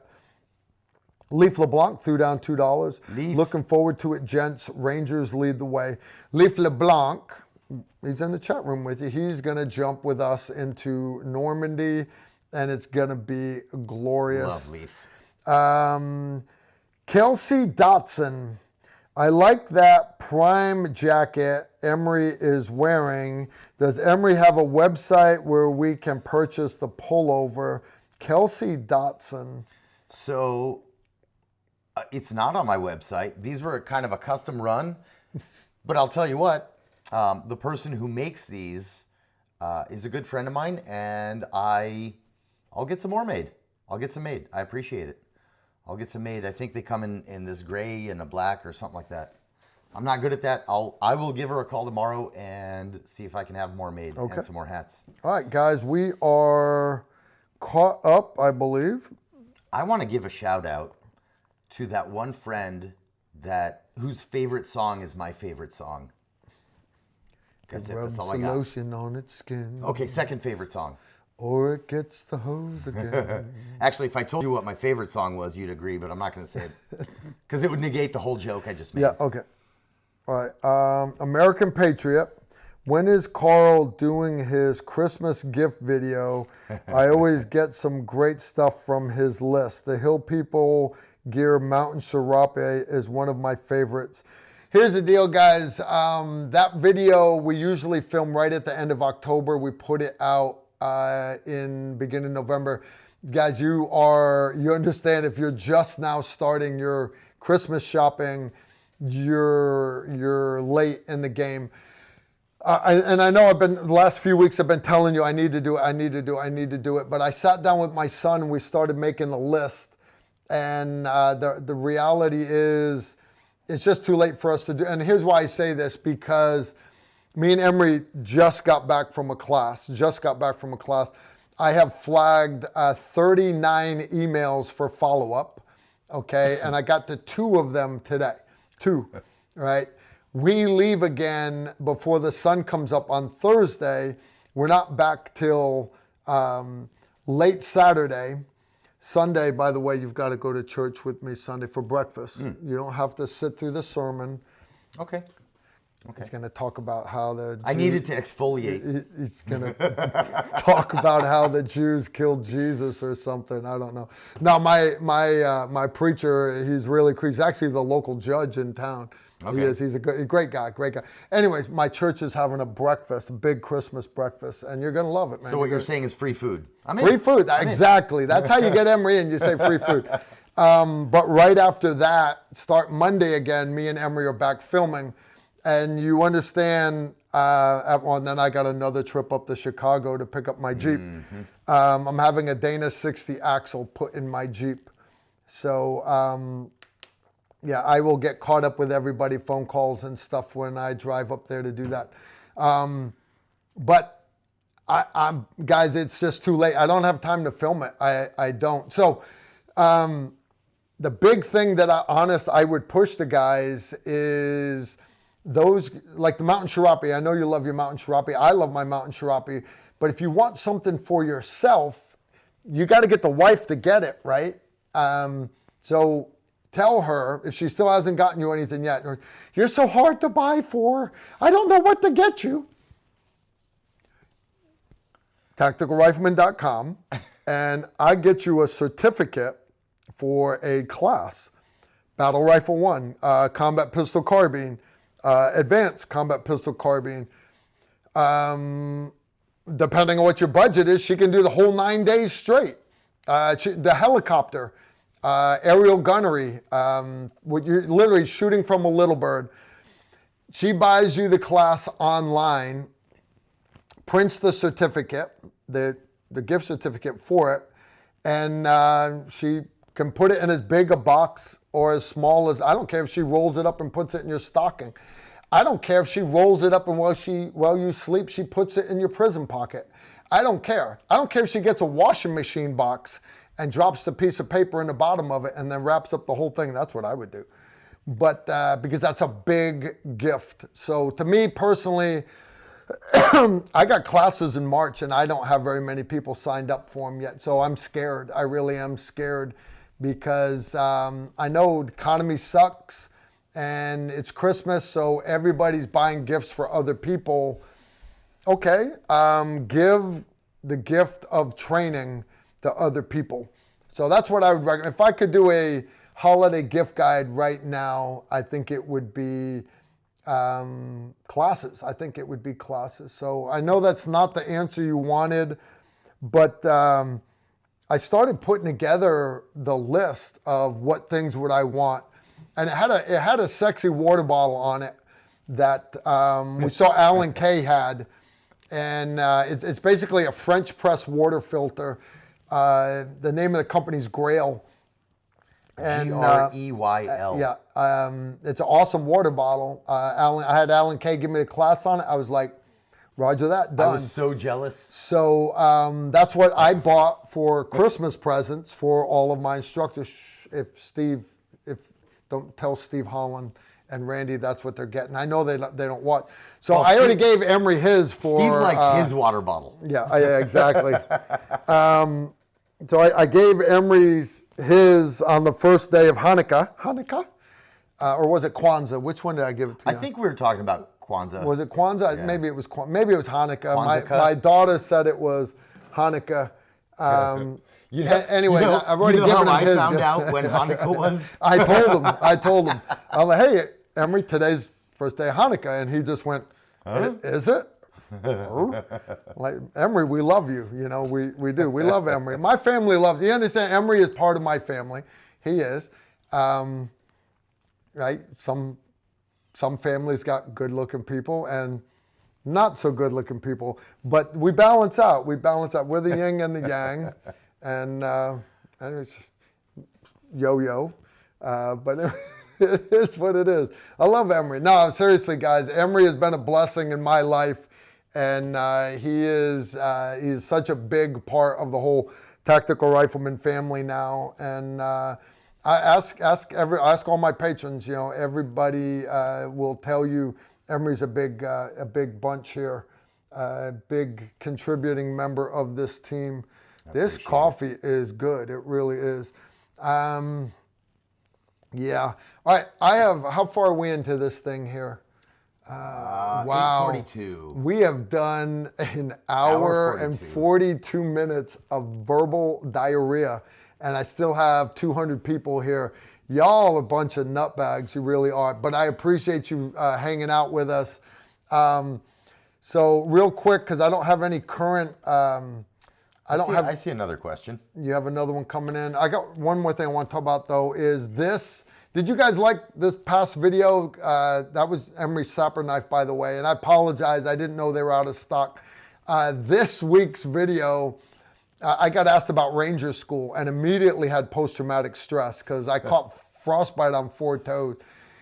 Ranger School is like 54 days long or something like that. I was in Ranger School for 5 calendar months. I started in November and graduated, I want to say like April, November, December, January, February. I graduated in March. And the winter of '89, when all the orange grove froze in Florida, I was chest deep in the Yellow River down at Eglin Air Force Base. And so anyways, this week's video, this Friday, is how to survive Ranger School. I'm not a Ranger. I went to Ranger School. I got my Ranger tab, but I was never in a Ranger battalion. So anyways, a good time. Yeah, and then the following week, me and Nick, we just filmed a video about G9. I actually got it right here. You guys know G9 is my EDC ammo, right? But this is no joke. You can't see that, can you? Subsonic. G9 subsonic, guys. Is that not an ugly bullet? Look at that puppy. This thing. I think you got it. No. It's good. It's good. And not badass. That puppy, badass right there. Now show me your hand. Subsonic, barrier blind. Like we shot bulletproof glass, which I actually have cuts all over me from where, right? Because it looks like a drill bit. You know, knocked all the glass shards back at me, cut up both my hands, cut up my face, but it didn't matter. I just kept rocking. Why? Because some guns are fun. And goes shooting 2x4s and drywall and car doors. And at the end, we actually shot some body armor panels. And though it's not considered armor piercing, it still went through the panels, which is okay because that's G9 ammo. G9 ammo definitely designed to go through stuff, and they have stuff that penetrates even more restricted for the military. But all their civilian, their plus P ammo, which is what my EDC gun, yeah, it'll crank through some stuff. But the subsonic barrier blind, it blew me away. I was not expecting it to perform that well. And so anyways, that's not this Friday's. It'll be next Friday's. Next Tuesday's live stream, we're not doing here. We are going to do it down at the Leatherwood Distillery in Clarksville, Tennessee. And you guys know they just had the big tornado go through. This is at the other end of the town, so they've got power and everything. It's right near Donnie Bones' dojo that lost its roof in the last storm that came through. That still hasn't been repaired yet. But anyways, we are going to do a tactical rifleman Christmas party. So Steve Holland's going to be there. We're going to have Big Al there. We're inviting everybody to come in. Byron Russell is bringing Missy, his wife, and yeah, I got to show you a picture of this wine. You guys will love. You guys will love this stuff. Where is it at? You know, if we had a little more forethought, we would have put the name contest up here. Yeah. For the wine. I don't know if you guys can read that. Missy's Mood Maker, Exotic Fruit White Zinfandel. You guys know I make wine, right? If you look, you can't really see it. I guess if I go like that, you see all, right up here, guys, you see all those dots right there? Those are all the corks of wine bottle. And that rack, I'm not saying that I drink a lot because I really don't.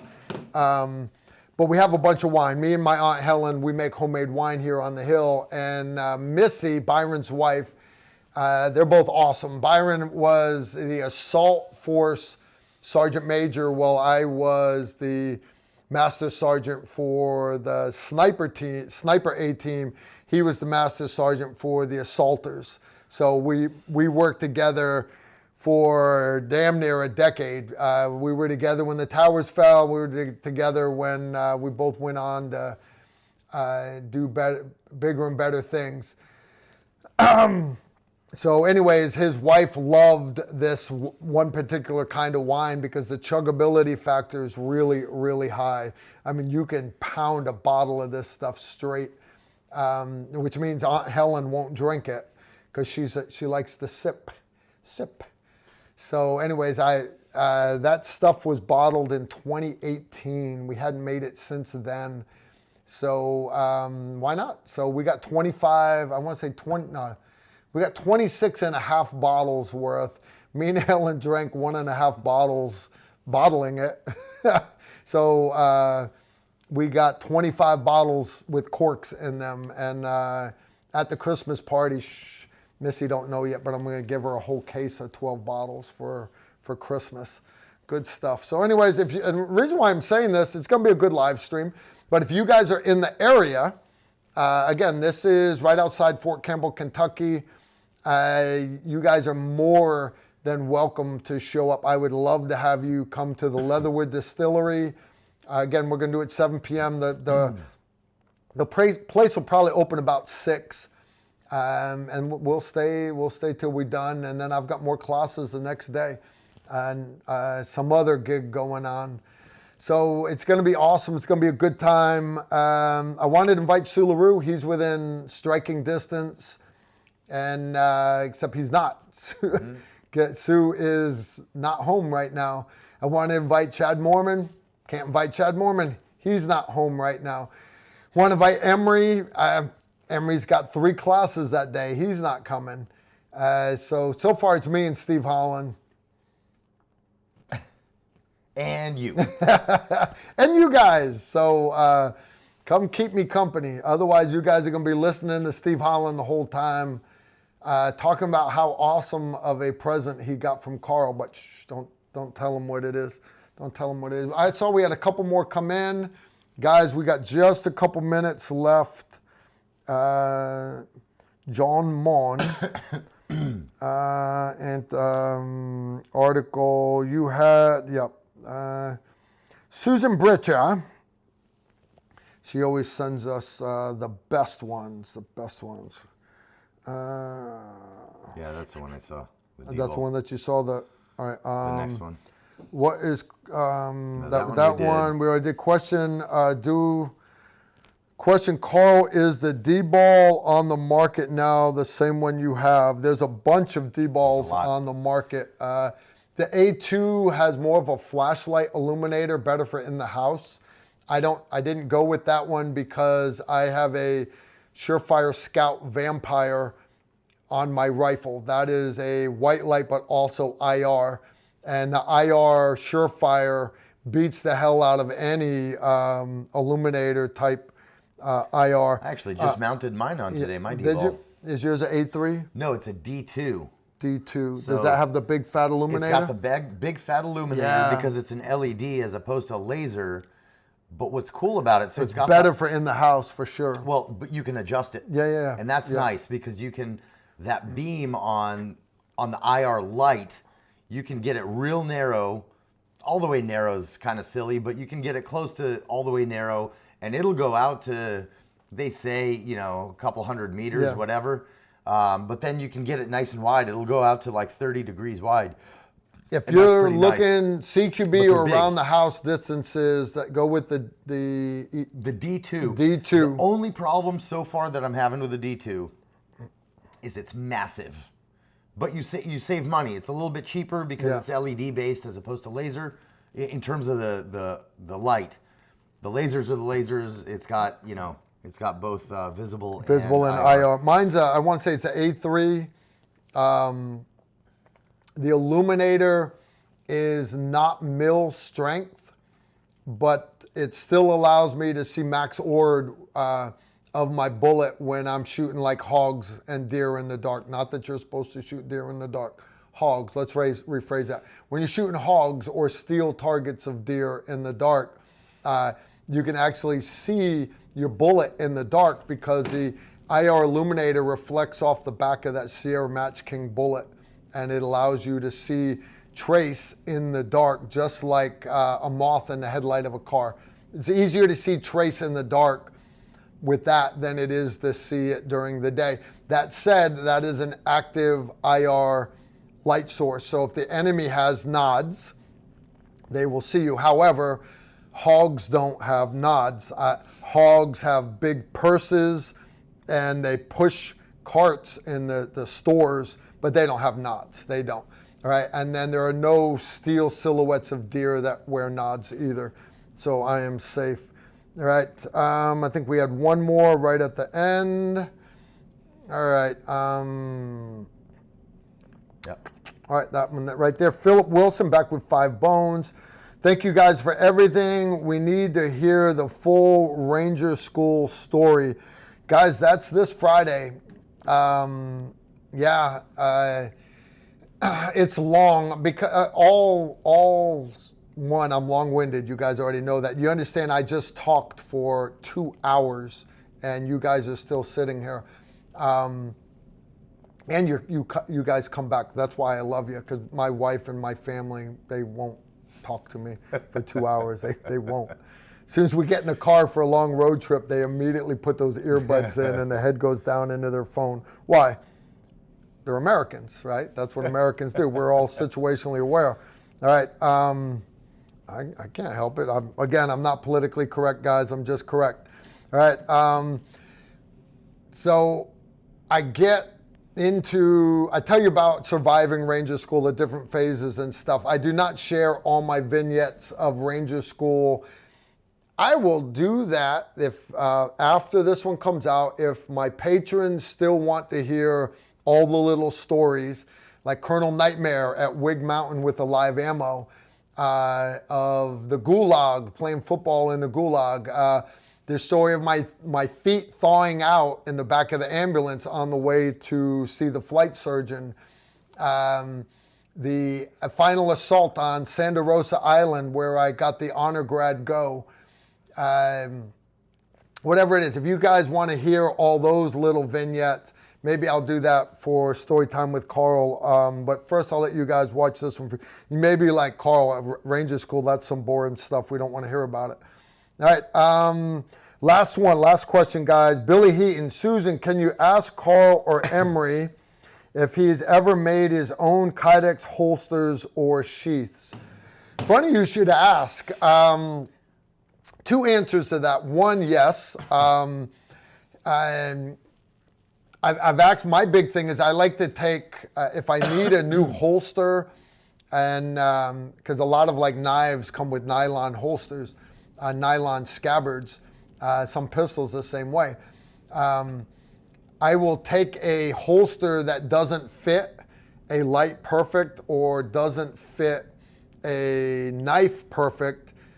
And I love doing the knife ones because I can completely heat gun it, make it flat again, and then make my own mold out of woods and clamps and stuff. One thing, but if you need a good Kydex holster, just go to a local gun store. For example, the Louisville Armory is a good example. Most good commercial gun stores like that have someone there that can quickly knock you out a Kydex holster, and it'll be right straight from the get-go, and it'll be fast. So I will point you in that direction first, one. Two, high-risk travel, and we didn't get into it this level of the course, but the next level up, Chad Moorman actually teaches how to make scabbards out of like PVC. Pieces of PVC pipe or melted water bottles and stuff like that. Because let's say you grab a big kitchen knife out of the kitchen in the restaurant, running out of the hotel because you're not allowed to have a gun in that country, whatever, wouldn't it be better if you had a sheath for it? Same thing with a firearm. If you get a Glock off of a dead cop that's laying there, just been shot by terrorists, but you don't have time to grab his duty belt, a Glock needs to have a holster. It is not safe without a holster covering the trigger guard. So same thing, you can take a piece of PVC pipe, and Chad goes over how to quickly do it. And could you figure it out yourself? Yeah. Well, so I don't know what brought up that question, but I've made a metric ton. I've made a lot because I used to be a knife maker, so I've made a lot of knife sheaths out of Kydex and leather, and I've also made a lot of holsters out of both. Do you use a hammer? For Kydex? If I had a hammer, I'd hammer in the morning. I'd screw all day. So, I mean, do you have a more focused question? Because, yeah, I've made a bunch. So if you have something specific, I think he just shoot it out. Wanted to see if we were good with him trying it himself. Yeah. I mean, absolutely. If you don't have access to one that fits your stuff, give it a try. I will say this. Making a holster out of Kydex is a little more complex than you think. The actual molding part, that's easy. But planning it out ahead of time, there are two things that are a little complex. One is planning it out so that you get the correct retention, but also you don't get interference with the parts that you cannot high grip. Go anywhere near that trigger, and you've got to allow yourself to establish that perfect high grip on the back of the gun, and that's not that easy to do making a holster. Yeah. All right, guys, parting words of wisdom from Emery. Parting words of wisdom. We're going to wrap this up Listen tonight. to my favorite song. Yeah. You have parting words of wisdom? No wisdom on my end. Just stay safe. Really? Keep our country safe. Keep our Second Amendment so that we can keep our First. That's my thing for our today. Second Amendment so we can keep our First Amendment. Yeah, guys, get out there, vote, educate the masses. Do not knuckle under. I don't care if they want to pretend to be a light shade. Chromosomes don't lie. All right, so get out there, do the right things. Again, hit our calendar. Check out our training calendar. Guys, you need to train, and I need you to train, I do. But also I want to thank Venture Surplus. Again, guys, it's cold out, so if you want any new cold weather gear, that's good gear, right? Like what the military uses. Military surplus places are a great place to start, but a lot of that stuff, quality controls, because it's already been wore out by the military. Venture Surplus, that's all good stuff right there. Again, you venturesurplus.com. Yeah, and you just can't go wrong with it, man. Venture brings the Army surplus store to your door. That's their motto, and it legitimately works. It really, really does. So I'm asking one more time. Words for them before we go. No, I appreciate you guys. You know what? Yeah, one thing. This is where Steve always says his prayer. Yeah, I don't have a prayer. Yeah, I do have this. There's a lot of crazy shit going on our planet right now. What everybody needs, this is my call to action, we all need to actually get educated on what's really going on and get out and use your voice to educate other people on what's really actually going on so that we get less of these fucking morons, out in the streets kind of rooting for the people that are trying to kill all of us. All of us. Not just over there. They're trying to kill us here too. All right, guys. Yep. Do me a favor. Share this with other people. I actually had somebody reach out to me today. I'm not going to say it was Ray Craddock, but he literally had a hard time finding TR Live. He had been unsubscribed and YouTube searches doesn't show TR Live. So share these videos. Please share. And we'll see you guys next Tuesday. Hopefully you come visit us at our party. Y'all take care and shoot straight.